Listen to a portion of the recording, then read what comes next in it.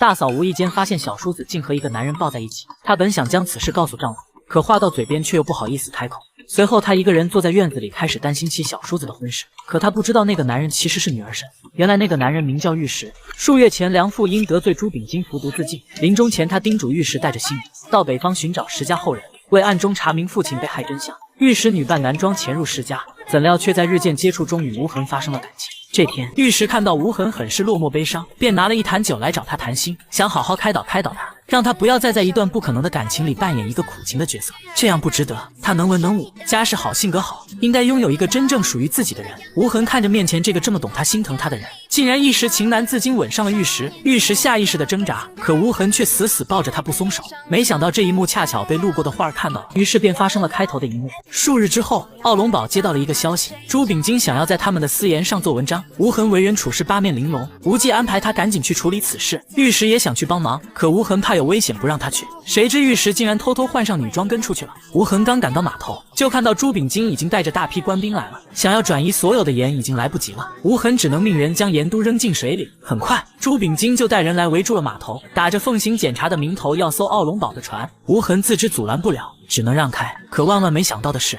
他们在船上一袋盐也没有搜出来。朱秉金的脸色顿时变了。这时，一名官兵跑过来，悄悄和朱秉金说了什么。朱秉金当即带着人匆匆撤了。无痕松了口气，转头他又匆忙赶到了万花楼。无痕闯进盐帮贾老大经常包的那间房里，可房里的人不是贾老大，而是玉石。无痕来不及解释，一把将玉石拽到了床上，然后开始解他的衣服。玉石不明所以，想要挣扎，却还是被无痕拖去了大半。紧接着，朱秉金带着官兵也赶到了，他们闯进了房间里。玉石这才明白了，不敢再挣扎。朱秉金正想上前拉开床帘，无痕却突然钻了出来，吓了朱秉金一大跳。朱大人，白师爷，你们这又是哪一出？石无痕，你刚才还在码头，怎么转眼之间跑到这儿来了呢？你们二位这不也一样吗？抓不到贾老大，朱秉金只能愤然离开。无痕这才问玉石，他怎么会在这？原来玉石出门后正好看到贾老大进了万花楼，他怕码头出纰漏会查到贾老大头上，便提前让他离开了。幸好他有先见之明，才让奥龙堡有惊无险地度过这次危机。隔天，秀清便和玉石表白。为了让秀清打消和他成亲的念头，玉石不得不狠心拒绝秀清，还说自己已经有喜欢的人了。可秀清就是不相信，非要拉着玉石回牧场。看着这么执着的秀清，玉石不得已将她的手拽到了自己胸口处，感受到手心的柔软，秀清都呆住了。等反应过来后，她吓得后退了好几步。玉石女扮男装的事终究无法再隐瞒下去，大家看着换上女儿装的她，怎么也想不到平时那么英姿飒爽的人会是一个女的。现在玉石身份明了，冷叔又重提了两家父辈为无忌和玉石定下的亲事。无忌没有说话，玉石也很尴尬，花儿更是一脸不自在。他想要借口离开，却被无忌拉住了。随后无忌走到了玉石面前，玉石姑娘，谢谢你这么多年来为我们石家所做的一切，但是我必须要说，你想要什么我都可以满足你，但唯独我不能答应你做我的妻子。而玉石从头到尾也没想过要嫁给无忌，可冷叔却有些固执，觉得无忌舍弃了他爹当年的承诺，对不起玉石这么多年为石家的付出。一旁的无痕听到这话突然站了起来，难道我石家就我大哥一个儿子吗？不行，就我来娶她。玉石难以置信地看着无痕，不知道他这话有几分真心。就在局面陷入僵持之时，护卫匆忙来报，朝廷派来的新任督官已经进驻了矿场，现在矿场的事情比较紧急，玉石的事只能改日再议。数日后，秀清依依不舍地告别了奥龙堡众人，回牧场去了。玉石心里很是愧疚，但又无可奈何，只希望秀清以后能找到真正属于他的如意郎君。等秀清走后，花儿看出玉石和无痕之间相互有好感，为了撮合他们，他兴致勃勃地拉着玉石给他精心打扮了一番。打扮好后，玉石本想去找无痕，却意外听到了他和无忌的对话。你不必为了替大哥履行诺言而委曲求全，更不必做待娶之举。我会告诉玉石的，即便履行不了婚约，我们奥龙堡也会照顾他一辈子的。无痕刚想要解释，玉石就听不下去站了出来，说自己不需要任何人照顾，也不需要谁委曲求全，他父亲的仇也不需要奥龙堡帮忙，他会自己报的。说罢，玉石摘下无痕送给他的簪子放在桌上，然后转身离开了。隔天，花儿听说了这件事，都要被自己的蠢相公气坏了。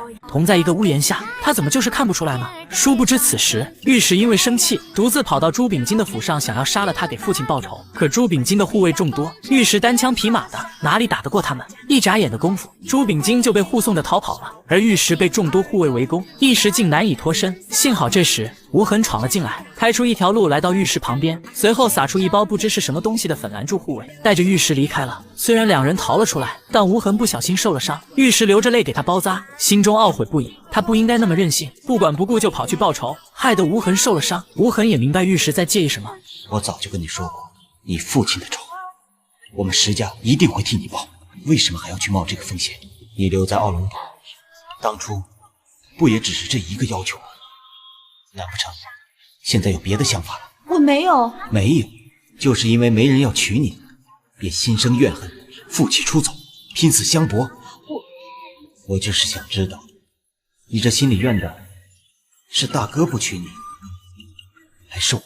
御史一句话也说不出来。无痕看他这样，拿出了随身携带的簪子还给御史，不管御史要不要，这簪子都是他的。御史羞赧地接过了簪子收好，两人的心思都在这一刻心照不宣。半月之后，无痕在街上看到了一个熟悉的面孔，原来是御史以前的同僚江捕头。无痕和江捕头寒暄了几句，猜到他是来找御史的，便将他带回了奥龙堡。御史看到如亲人一般的江大哥，别提有多激动了。而江捕头这才知道，御史竟然是女儿身，亏他和御史共事了这么多年，竟然没有看出来。